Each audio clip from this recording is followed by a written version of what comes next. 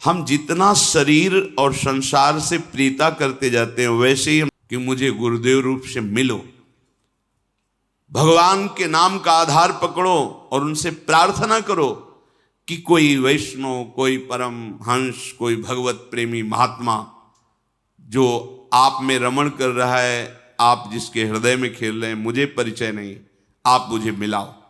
भगवान मिला देंगे, या वो स्वयं आके वर्ण कर लेंगे या वहां पहुंचा देंगे,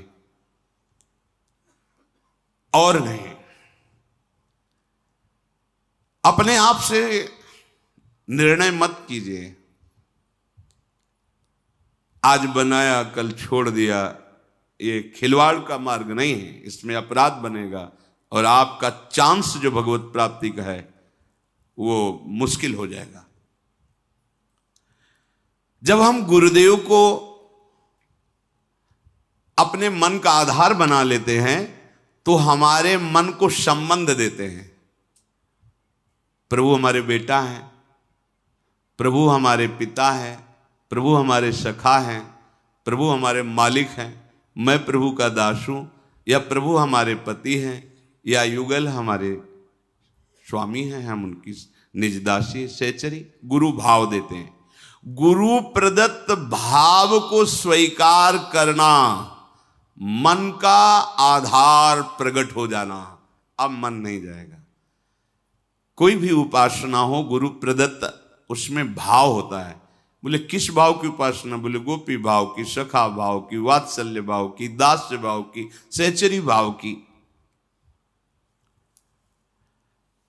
जब हमारे हृदय में भाव प्रकट हो जाता है, फिर ये बात नहीं रहती कि अब मन कहां लगाएं, हमारा आधार बन गया।